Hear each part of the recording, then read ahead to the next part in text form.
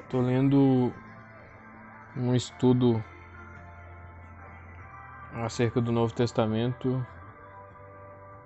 Estou aqui em Descobertas Arqueológicas do Novo Testamento. Descobertas Arqueológicas e o Novo Testamento, página 1417 de F.F. Bruce. Pessoas. Poucos eram poderosos, poucos eram de nobre nascimento. 1 Coríntios 1:26. A análise que Paulo faz da sociedade, da igreja, revela a razão de poucas personagens serem conhecidas com base nos vestígios que restaram. Governantes são inevitavelmente atestados por monumentos e moedas. Mesmo assim, o nome de Pôncio Pilatos não existe em mais do que uma única inscrição sobre uma pedra em Cesareia.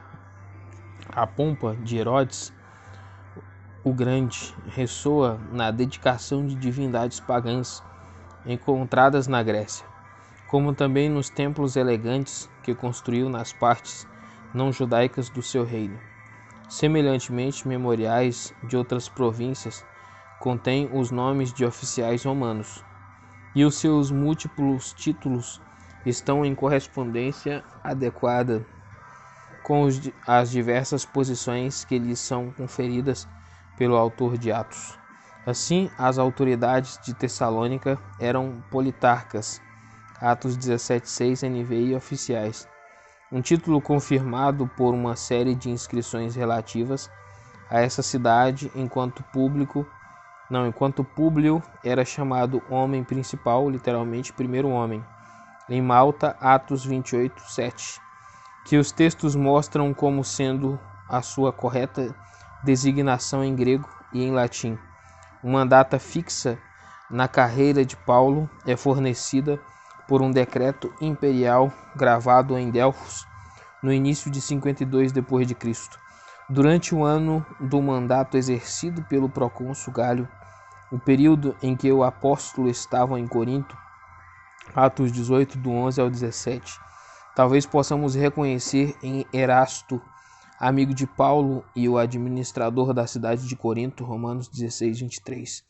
O mesmo Erasto que deu um pavimento à cidade, uma generosidade registrada em latim, em pedras agora escavadas.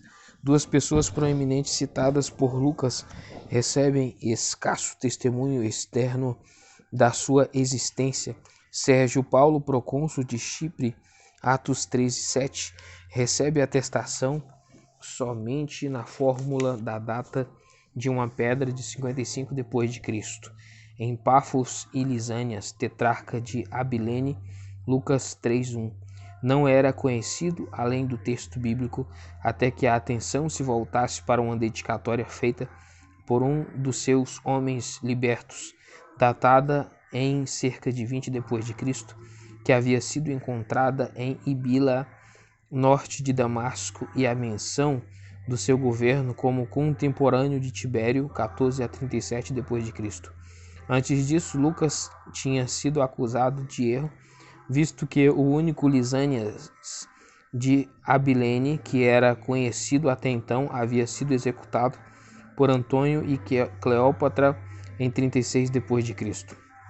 Quando podemos citar exemplos como esses, o favor da exatidão histórica de Lucas, as suas declarações a favor da exatidão histórica de Lucas, as suas declarações não confirmadas se tornam mais críveis.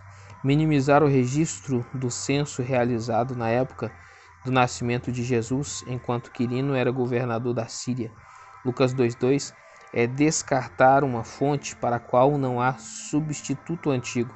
Aliás, um estudo recente, L. do Price, DL Association, de Tiberi ao Principat à la Naissance do Christ, 1966, reinterpreta documentos relativos a isso, considerados amplamente como provas contra Lucas 2:2, com o resultado de que um governo de Quirino entre 7 e 5 a.C.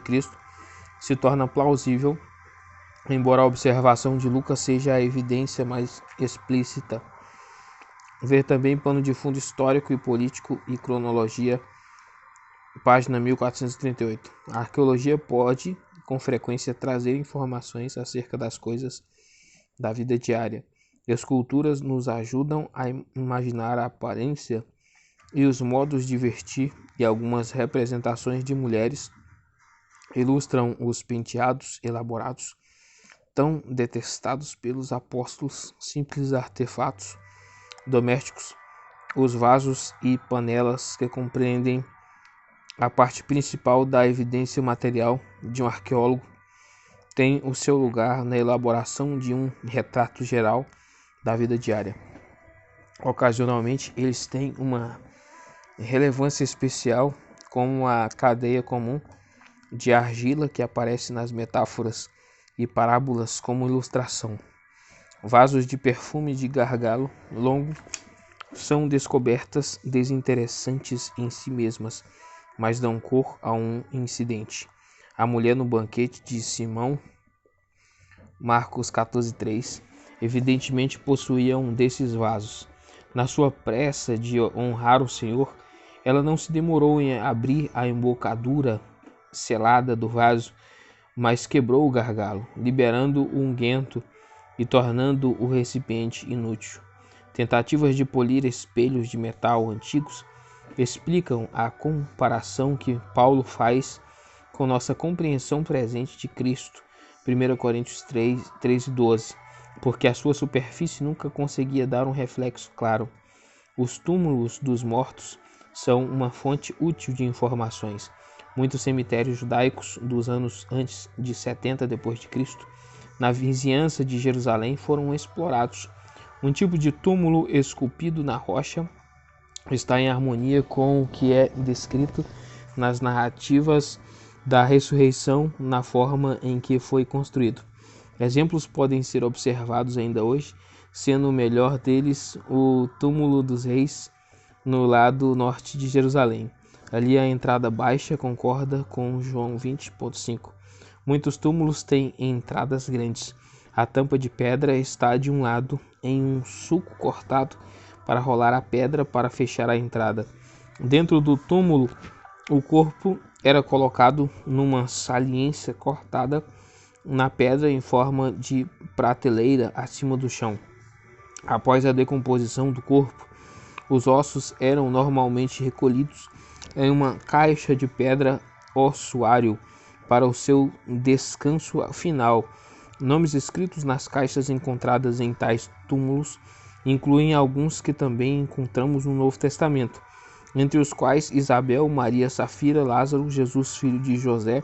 Nenhum deles, é claro, deve ser necessariamente identificado com personagens bíblicas. Há a possibilidade de que duas caixas de cerca de 50 d.C. tragam orações breves dirigidas ao Cristo ressurreto.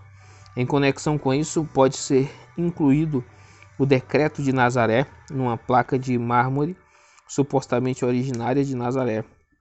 Há uma inscrição em grego ordenando que os túmulos permaneçam imperturbados e que qualquer pessoa que fosse considerada culpada de demolir um deles, ou de quebrar os selos, ou de remover os restos, fosse executada.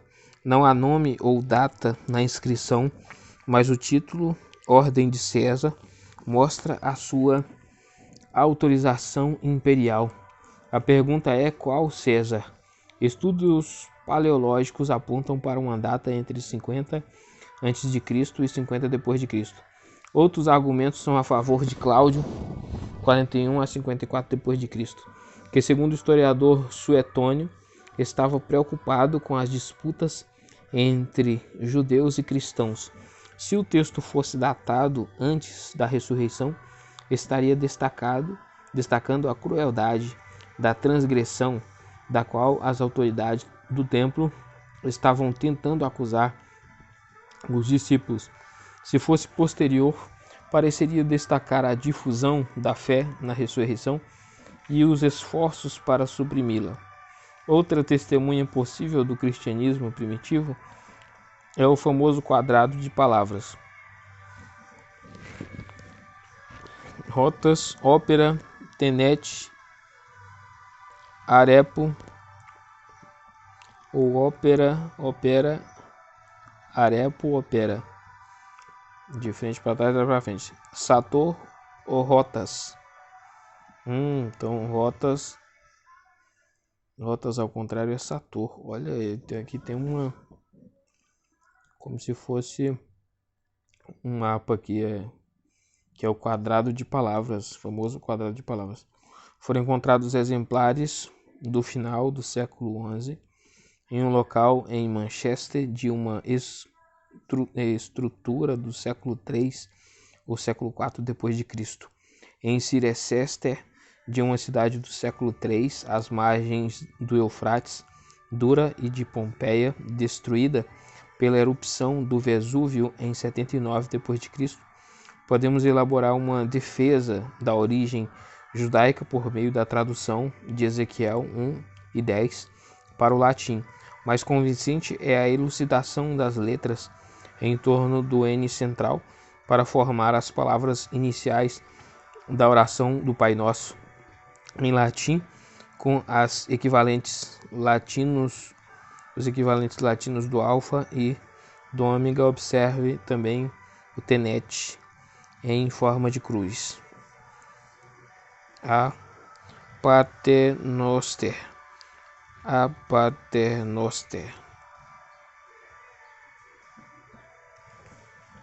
Os parágrafos anteriores resumem alguns exemplos das descobertas arqueológicas nos âmbitos da cultura e história materiais.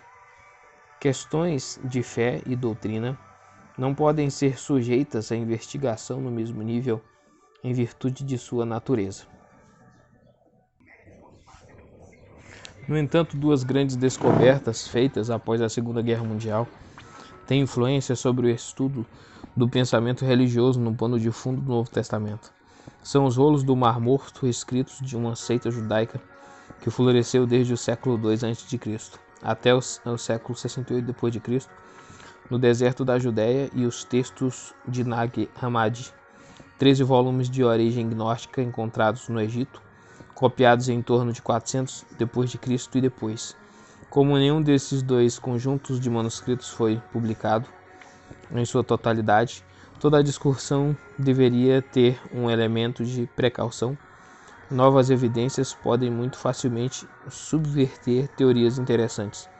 No caso dos rolos do Mar Morto, esse ponto é especialmente válido porque os documentos mais empolgantes atraíram ampla atenção. Tomar um ou dois textos e fazer declarações sensacionalistas a favor deles é o abuso de um tesouro maravilhoso. Entre os rolos não bíblicos há livros que estavam esquecidos. Havia muito tempo que ampliam o nosso conhecimento do pensamento e das crenças judaicas no período do Evangelho. Em geral, pode-se dizer que eles confirmam o fundamento veterotestamentário do judaísmo e do cristianismo, enfraquecendo teorias de intensa influência persa e grega sobre eles. Práticas e doutrinas peculiares, asceticismo, celibato, batismo frequente e linhagem sacerdotal, calendário, escatologia, exclusivismo, distinguiam a seita da corrente principal do judaísmo. Mesmo assim, ela permaneceu essencialmente judaica, esperando a vinda do Messias ou dos Messias, executando meticulosamente rituais de purificação e adoração. Vê pano de fundo religioso judaico do Novo Testamento. Os partidos religiosos judaicos, página 1458, nos seus salmos e sua exegese bíblica, esses homens se aproximam em atitude dos textos do Novo Testamento, e embora eles também acreditassem que a salvação estava disponível para os seus seguidores e para ninguém além deles, no seu exclusivismo, eles iam além, quase se alienando do mundo como um todo. Ao contrário dos cristãos, a sua atividade missionária parece ter sido mínima. O pedido do ingresso de novos membros era esperado, mas não incentivado. Apesar disso, a sua sociedade sobreviveu durante aproximadamente 2 séculos em Qumran e talvez também em outros centros Paralelos traçados entre organizações cristãs e estruturas hierárquicas estabelecidas nos rolos são atraentes para os que buscam as origens da Igreja. Não se podem aduzir provas por empréstimo. Os paralelos acabam se mostrando superficiais quando considerados diante das motivações e crenças contraditórias na base das instituições. Tampouco sobreviveu daquela época na Judéia, que é sábio extrair cada pedaço de informação de qualquer coisa que for encontrada, e teorias improváveis surgem rapidamente. O sabor judaico de Mateus 5, Cristo proclamando a lei à luz do seu advento, é acentuado por ecos linguísticos dos rolos, pobres de espírito. Para usar só uma frase, claramente significa os espiritualmente leais, aqueles que mantinham sua fidelidade para com a aliança. Outro ganho ainda é um texto com o nome Nero César, escrito em letras hebraicas, que, se considerado o valor numérico das letras, resulta na soma 666, confira Apocalipse 13, 11 e 18, com um comentário ad hoc. É na condição de escritos judaicos 2 séculos anteriores à compilação das tradições rabínicas principais, a Mishnah, que os rolos fazem a sua contribuição mais valiosa para o multicolorido mundo do Novo Testamento. É instrutivo ler esses registros de um motivo que fracassou em comparação com os registros de outro que ainda floresce. O gnosticismo também foi pinçado na pesquisa de conceitos semitas que floresceram no cristianismo, mesmo que a sua história inicial tenha sido extremamente obscura. Os livros de Nag Hammadi são traduções para o copta de obras gregas escritas em torno de 150 a 300 depois de Cristo, e incluem grandes composições de diversos partidos gnósticos. Eles indicam por citação que os livros do Novo Testamento eram, em sua grande maioria, aceitos como canônicos em torno de 150 depois de Cristo, e que os gnósticos se beneficiaram bastante deles. Mais importante, eles contradizem a argumentação segundo a qual os escritos de Paulo e João adotam ideias gnósticas na formulação ou explicação da sua doutrina, como argumentam adeptos da escola de Bultmann, ideias que supostamente precisam ser expurgadas antes que se possa ver o primeiro e puro cristianismo. Eles ilustram a perversão da fé cristã em uma das primeiras heresias. O gnosticismo reivindica o monopólio da revelação divina, e a obtenção deste conhecimento, gnoses, era o alvo dos gnósticos. Para eles, a matéria era má, o fiel podia obter a libertação dela e seguir Jesus, que quebrou o poder do domínio físico e mostrou o caminho para o espiritual. Ver pano de fundo religioso pagão do Novo Testamento, página 1451. Alguns dos escritos imitam formas do Novo Testamento para propor doutrinas novas. O Evangelho de Tomé é uma sequência de declarações supostamente feitas por Jesus a Tomé, chamado Dídimo. Algumas reformulam textos conhecidos, outras são totalmente estranhas, algumas talvez sejam autênticas. Outros livros falam do estado do mundo, das camadas da sociedade celestial, da ressurreição, às vezes escritos em forma de carta. Temos aqui um exemplo antigo da tendência comum de exaltar um homem e de adicionar às suas ideias a revelação que já foi dada. Com a descoberta dessas duas bibliotecas de escritos antigos, os estudiosos do Novo Testamento receberam um novo ímpeto. Junto com as outras evidências arqueológicas, essas descobertas deram início a uma fase em que as antigas teorias são revistas criticamente e em que são dadas considerações mais sérias às palavras do Evangelho e de sua verdade. Então aqui vai terminar essa parte aqui de descobertas arqueológicas, né? É isso aí.